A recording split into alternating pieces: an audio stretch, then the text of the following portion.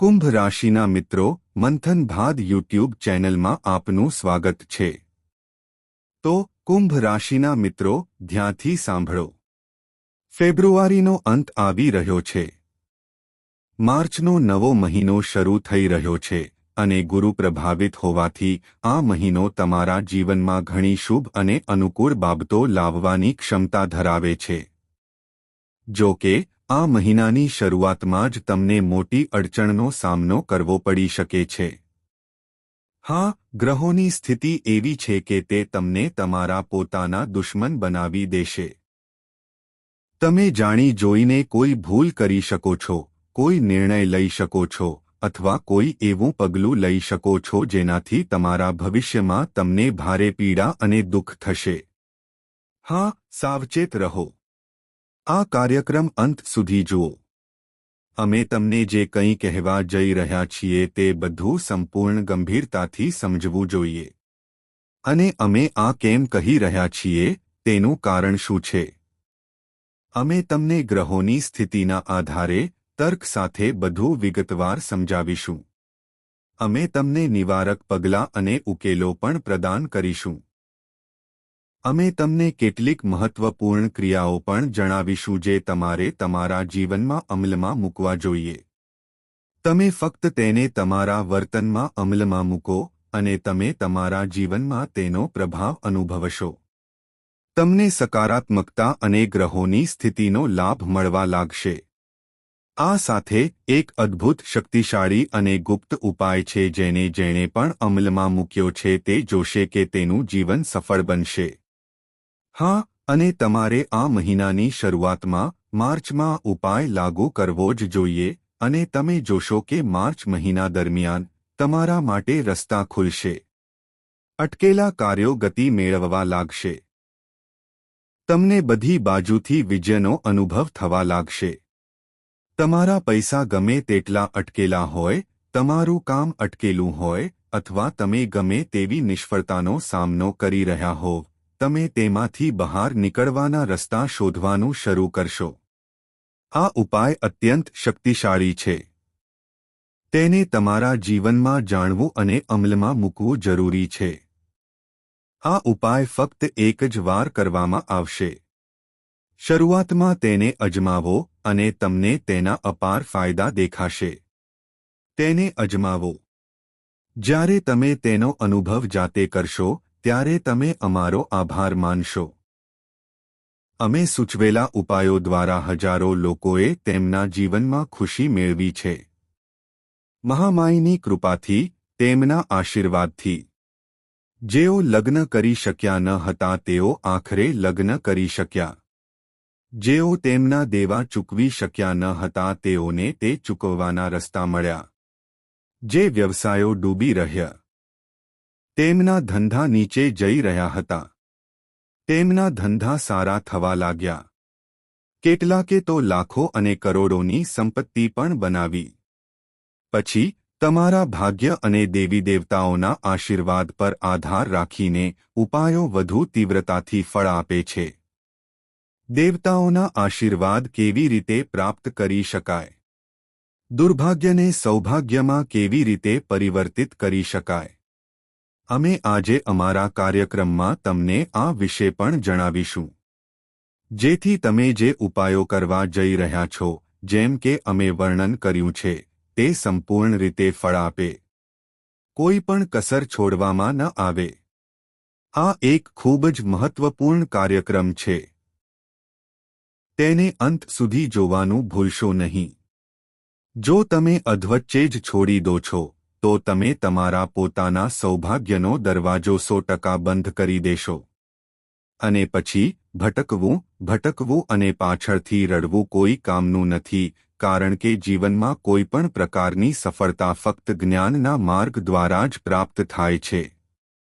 એટલા માટે ગુરુને બ્રહ્મા, વિષ્ણુ અને મહેશ કરતાં શ્રેષ્ઠ માનવામાં આવે છે કારણ કે તે જ્ઞાનનો માર્ગ તેમના સંગીત શિષ્યો માટે, તેમના બાળકો માટે બનાવે છે। તો આ ખાસ કાર્યક્રમમાં કંઈક આવું જ બનવાનું છે। તેને અંત સુધી જોવાનું ભૂલશો નહીં। અમે તમને જે કહીએ છીએ તેને અમલમાં મૂકો. ફક્ત સાંભળવાથી પૂરતું નથી. પેન અને કાગળ લઈને બેસો. અમે તમને જે કહીશું તેની નોંધ લો. ઠીક છે. અમને આશા છે કે તમે બધું સમજી ગયા હશો. હવે કૃપા કરીને અંત સુધી રહો. જો તમે સમજો છો તો અમારા પ્રયત્નો સફળ થશે અને તમારું જીવન સફળ થશે.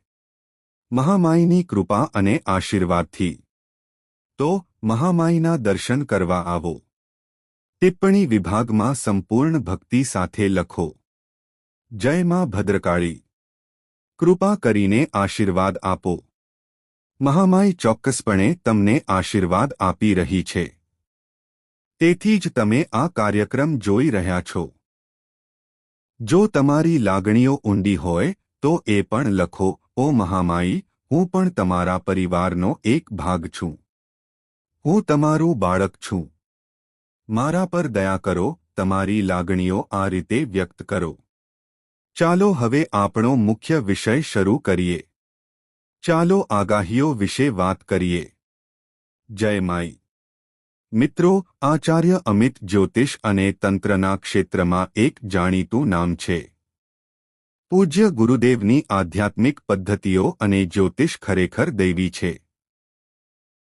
હા, પૂજ્ય ગુરુદેવે જેમનું જીવન જન્માક્ષરો પર આધારિત હતું તેમની જન્માક્ષરોનું વિશ્લેષણ કર્યું અને તેમને ચોક્કસ ઉપાયો અને મહામાઈમાં બગલામુખીના વિશેષ આશીર્વાદ આપ્યા.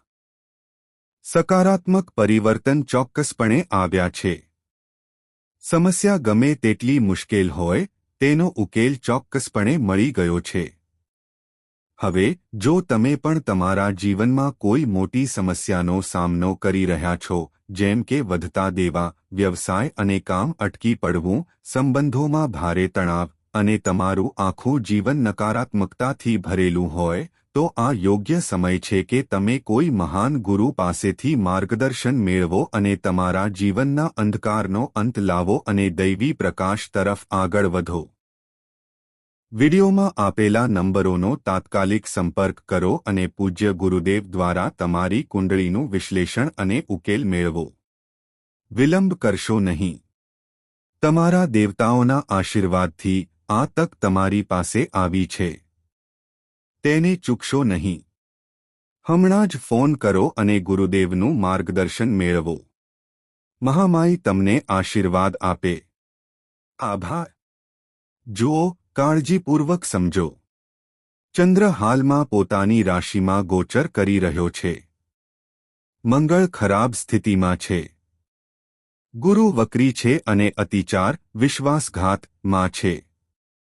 આ પરિસ્થિતિઓ એવી છે અને બીજી મહત્વપૂર્ણ વાત એ છે કે સૂર્ય પણ ગ્રહણ હેઠળ છે. આ એવી પરિસ્થિતિઓ છે જેમાં વ્યક્તિ ઉતાવળમાં કઠોર નિર્ણયો લે છે. તેઓ હતાશ થઈ જાય છે. ક્યારેક તેઓ એવી ક્રિયાઓમાં વ્યસ્ત રહે છે જે વ્યક્તિને પોતાના દુશ્મન બનાવી દે છે.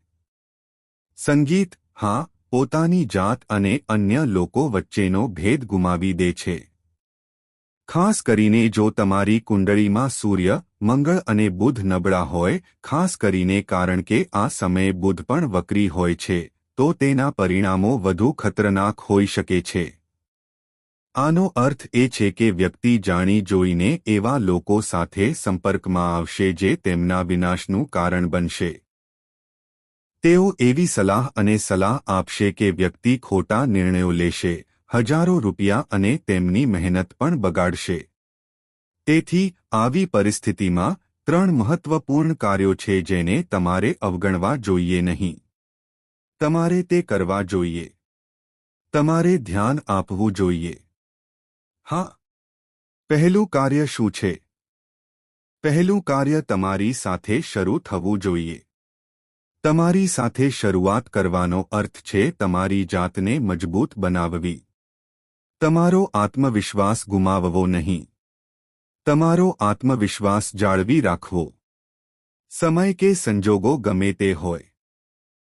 યાદ રાખો કે જે કોઈ પણ આત્મવિશ્વાસ જાળવી રાખે છે તે પોતાનામાં વિશ્વાસ રાખે છે. દુનિયાનો વિશ્વાસ અપ્રસ્તુત છે. બીજા તમારા વિશે શું વિચારે છે, બીજા તમારા વિશે શું કહે છે, તેનાથી કોઈ ફરક પડતો નથી. તે તેમની ખાસ કાળજી રાખો. બીજું, ક્યારેય તમારા ધર્મ અને તમારા કાર્યોને ભ્રષ્ટ ન થવા દો. કોઈ ગમે તે કહે, આજકાલ ભગવાન સાંભળતા નથી. બધું જ બનાવટી છે, આ તે છે. કોઈ પણ ગમે તે કહે, યાદ રાખો કે આ દુનિયામાં લોકો ખૂબ જ દંભી છે. તેઓ કંઈક બીજું હોવાનો ડોળ કરે છે. એટલે કે તેઓ જે વસ્તુઓની ટીકા કરે છે તેની જ ટીકા કરે છે, પરંતુ પછીથી તેઓ એ જ વસ્તુઓ કરતા જોવા મળે છે. તેઓ મંદિરો, ધાર્મિક સ્થળો, ધાર્મિક ગુરુઓ અને ભગવાનની પણ ટીકા કરશે. તેઓ તમારી સામે તમારો મૂડ બગાડશે.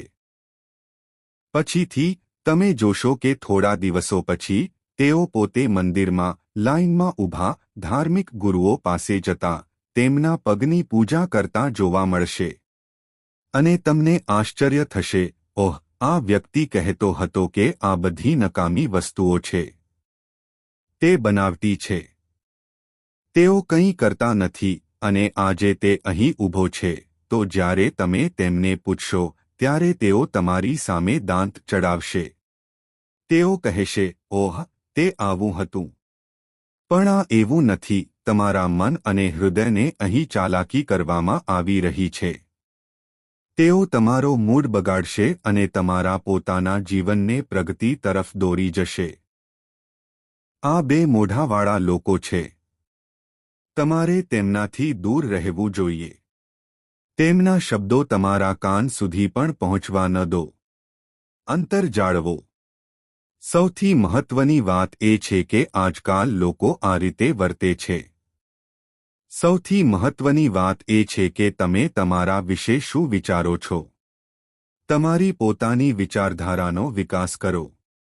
તમારા પોતાના અનુભવોના આધારે જીવનમાં આગળ વધો અને તમારા પોતાના ગુરુ, તમારા પોતાના માર્ગદર્શક બનો.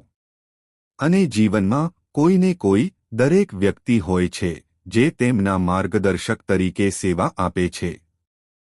તેઓ કડવા શબ્દો બોલે છે, કઠોર શબ્દો બોલે છે. આ કારણે તમે તેમની પાસેથી દૂર રહી શકો છો. પરંતુ તેઓ તમારા સાચા માર્ગદર્શક છે. તેઓ સહાનુભૂતિશીલ છે. તેઓ શુભેચ્છક છે. આવા વ્યક્તિ સાથે જોડાઓ. તેઓ તમારી સાથે કઠોર હોઈ શકે છે, પરંતુ તેમની કઠોરતાથી નારાજ ન થાઓ. કારણ કે જીવન આ રીતે ચાલે છે. જીવન પોતે ખૂબ જ કઠોર છે. જો કંઈક ખોટું થાય છે, પછી ભલે તે પૈસા હોય કે બીજું કંઈ, અથવા જો તમારો વ્યવસાય ઠપ થઈ જાય, તો તમે રડતા અને વિલાપ કરતા રહો છો. કોઈ મદદ કરવા આવતું નથી. જે ડૂબી રહ્યું છે, ડૂબી રહ્યું છે. જે ઉડતું રહે છે, ઉડતું રહે છે. આ રીતે દુનિયા ચાલે છે. મારો કહેવાનો મતલબ એ છે કે જીવનની કઠોરતાને સ્વીકારો. તમારા તર્કનો ઉપયોગ કરો. ભ્રમણા ટાળો. સકારાત્મક. તેમણે આપણને આપ્યું હોય કે ન આપ્યું હોય, પણ ભગવાને આપણને બધાને એક ખૂબ જ મજબૂત સુપર પાવર આપ્યો છે અને તે સુપર પાવર એટલી શક્તિશાળી છે કે તે ભગવાનને પણ આપણું કામ કરાવવા માટે મજબૂર કરે છે. હા, અને શું તમે જાણો છો કે તે સુપર પાવર શું છે? તે સુપર પાવર તમારો નિશ્ચય, તમારી ઈચ્છાશક્તિ, તમારી ઈચ્છાશક્તિ, તમારી શ્રદ્ધા છે. હા, જ્યારે કોઈ વ્યક્તિ સંપૂર્ણ શ્રદ્ધાથી કોઈ કાર્ય કરે છે, ત્યારે તેને ચોક્કસપણે સફળતા મળે છે. પરંતુ અહીં આપણે ધાર્મિક સંદર્ભમાં વાત કરી રહ્યા છીએ. જો તમને લાગે કે તમારા જીવનમાં સમય ખૂબ જ મુશ્કેલ છે, તેમાંથી પસાર થવું મુશ્કેલ બની રહ્યું છે, દરેક જગ્યાએ દુશ્મનાવટ છે અને તમે ચારે બાજુથી પડી ગયા છો, તમે અંધકારમાં છો, તમે એકલા રહી ગયા છો, તો આ સમયે ભગવાન સિવાય કોઈ તમને બચાવી શકશે નહીં. તમારા દેવતાઓ, સંગીત. તો ઊભા થાઓ, મંદિરમાં જાઓ, અને ધાર્મિક વિધિ કરવાનો સંકલ્પ કરો.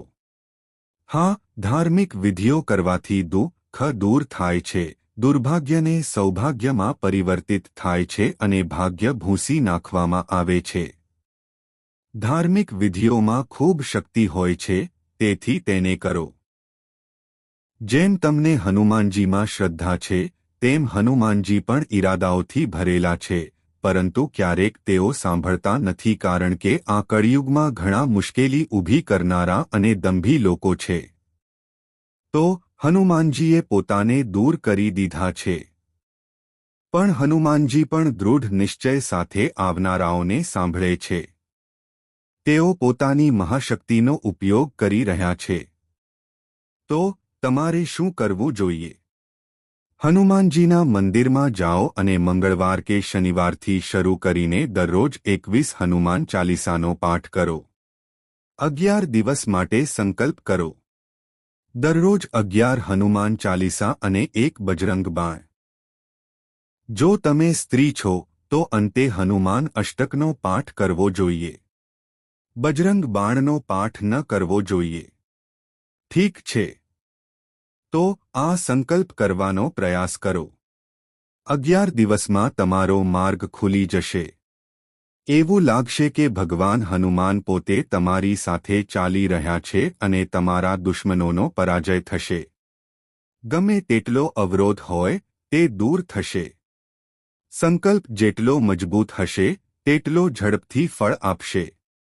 યાદ રાખો, અનુકૂળ સંકલ્પ ફળ આપતા નથી કારણ કે સંકલ્પ એ વૈભવી નથી. સંકલ્પ એ તપસ્યા છે. બળતા બળતા જ બળવું પડે છે.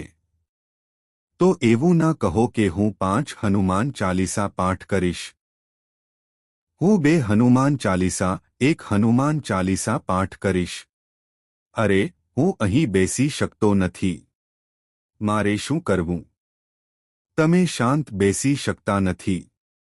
મારે શું કરવું જોઈએ? તો પછી આ બધું છોડી દો, તે તમારા માટે નથી. ફક્ત ભટકતા રહો. મારા કહેવાનો અર્થ એ છે કે જુઓ, તમારા જીવનમાં જે કંઈ થઈ રહ્યું છે અને ભવિષ્યમાં જે કંઈ થશે તેના માટે તમે કોઈને કોઈ રીતે જવાબદાર છો. તમે બીજાઓને દોષ આપીને તેમાંથી છટકી શકતા નથી. તમારે તમારા કાર્યો દ્વારા તમારી સમસ્યાઓ દૂર કરવી પડશે. તો તેને સ્વીકારો.